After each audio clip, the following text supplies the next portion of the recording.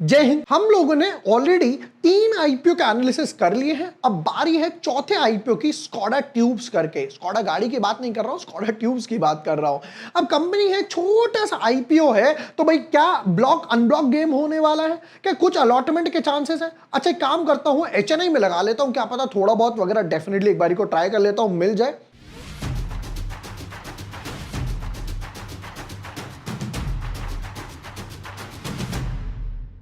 Hi everyone, my name is bore Washne, I am a SEBI registered research analyst.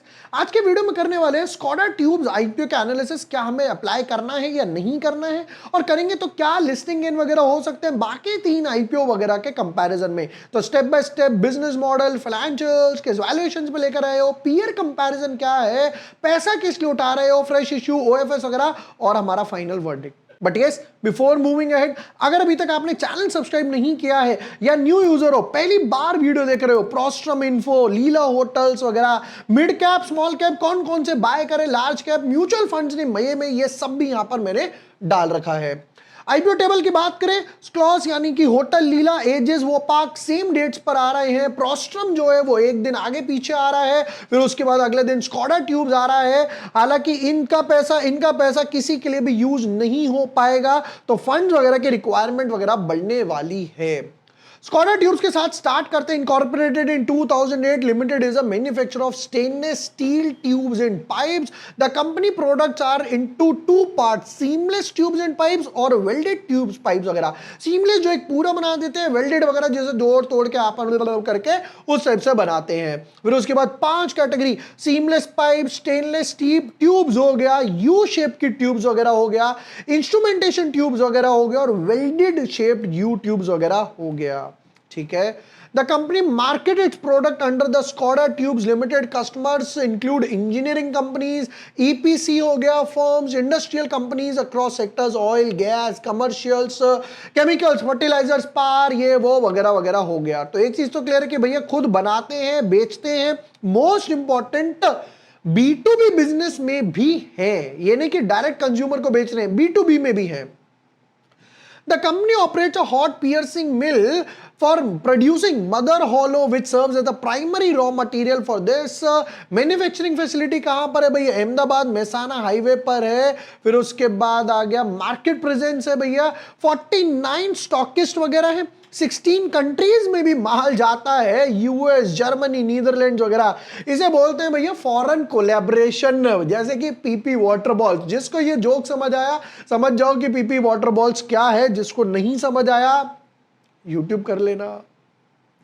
Distribution network India, US, Europe वगैरह में बना रखा है, जिसे कहते हैं भैया काफी फैला हुआ बिजनेस है।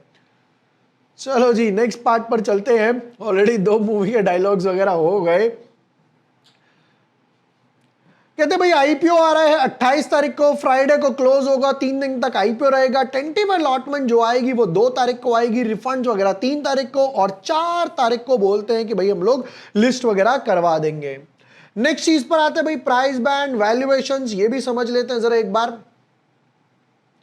कहते जी फेस वैल्यू जो है 10 रुपए है, 130 से 140 का प्राइस बैंड है, और 100 शेयर्स का एक बंडल बनाया है। अब इसमें एक अच्छी बात क्या होगी, 140,000, 14,000 रुपए का एक लॉट इन्होंने बना दिया है। तो यहां पर रिटेल का कोटा ऑटोमेटिकली बढ़ गया। कैसे, दिखाता हूं आगे।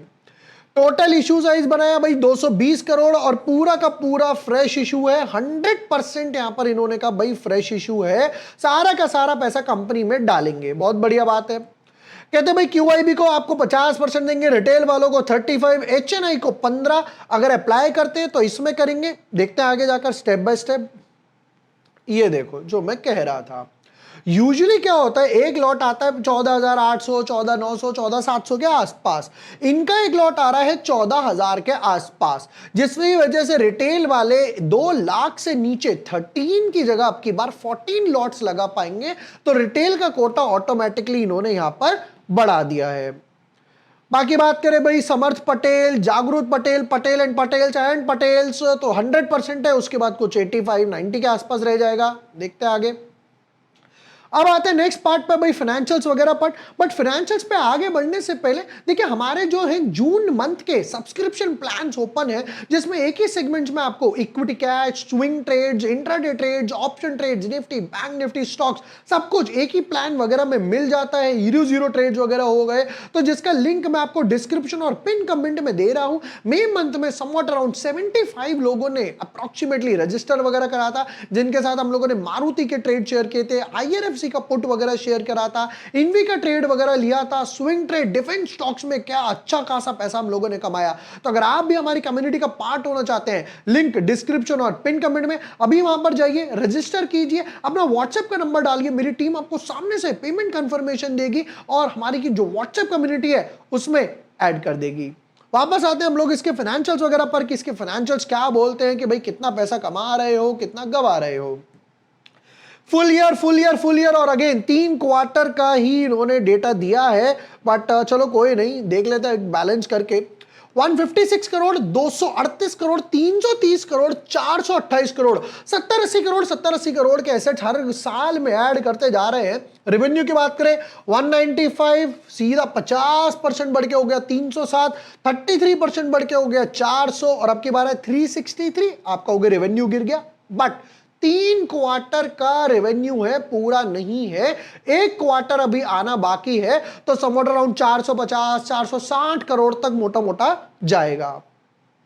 प्रॉफिट आफ्टर टैक्स की बात करते हैं, 200 करोड़ की सेल्स पे सिर्फ 1 करोड़ के आसपास का प्रॉफिट है, मोटा मोटा बोलूं तो 1% के आसपास ही है, 1% हो गया।